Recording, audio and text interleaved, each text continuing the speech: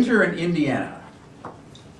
Cold, freezing, icy roads. Now imagine a small two-bedroom house in the mid-1950s. This is one of those cookie-cutter houses that was built after the war.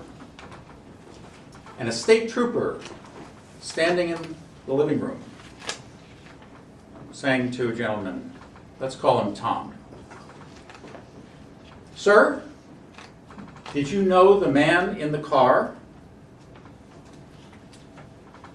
But first, we need to go back even farther to 1952, when Tom was a freshly minted graduate student, about to begin his very first job. Christmas time.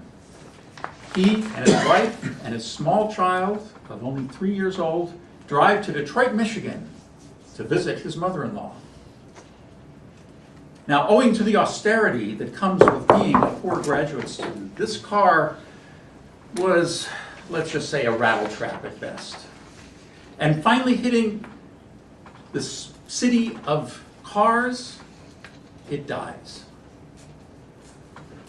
Now this gentleman, having a PhD, being a really smart guy, decided he would go in and have to buy a brand new car.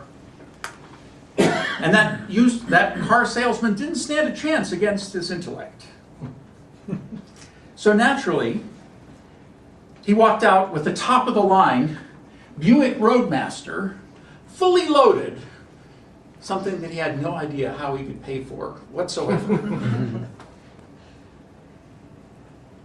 But fortunately, his mother-in-law had some money from an inheritance.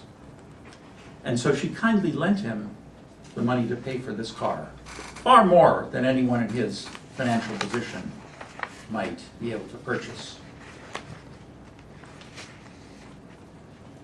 Now forward to the day before the night in question. They had just finished paying off his mother-in-law. So Tom and his wife were celebrating that they were now free from this extraordinary burden. And the next morning was a Sunday, December, Indiana morning, which, as I said, was cold and crisp and just chilled you to the bone. But his young son, let's call him Tommy Jr., was very much into music because his parents liked to get these 75 RPM records. Those are these black things for those of you who are a little bit young. And they used to put them on something called a record player that would spin around and play classical music, which young Tommy Jr. just loved. And so they brought him to music lessons every Sunday morning. Tommy Sr. dropped him off and then headed to the library where he would get more of these classical 78 RPM records, which if you remember, were not flexible like the later ones, but very stiff, very fragile, inclined to shatter if you looked at it sideways. So coming back and picking up his son, he had a stack of these records in the back seat, and they're driving down an Indiana road. And all of a sudden, they come to an unprotected railroad crossing.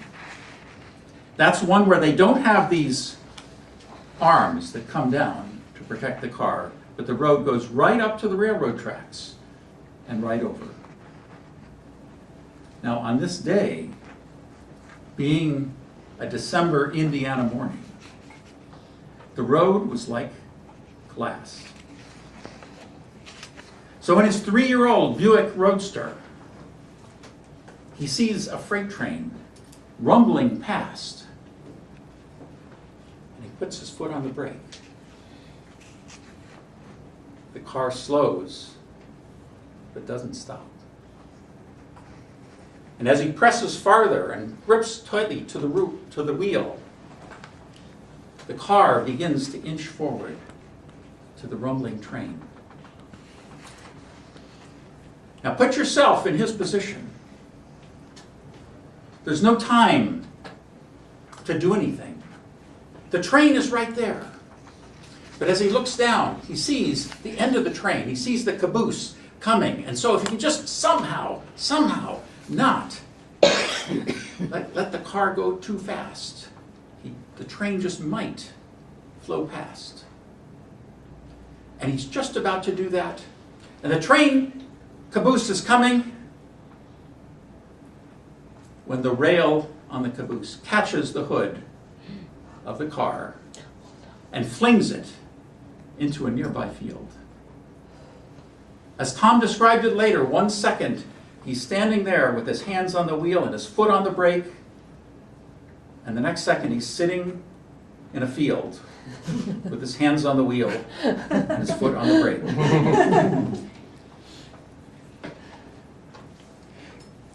Before the days of seatbelts, amazingly enough, there were no injuries, a few bumps and bruises.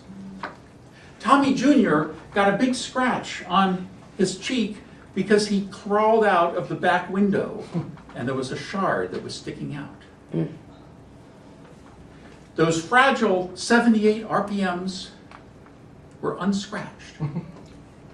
The car completely totaled except for the radio.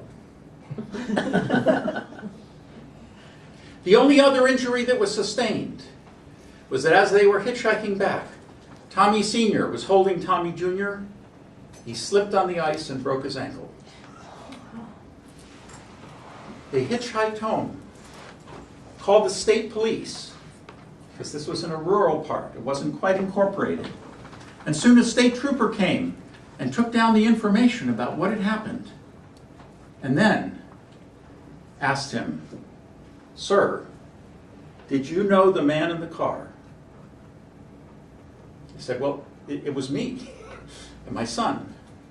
And the trooper said, "Well, you'd better get out there because they have a search party that's looking for the bodies." Now, as you might guess, I was in that car. I was Tommy Jr. And that happened. And the lesson I've learned, avoid winter.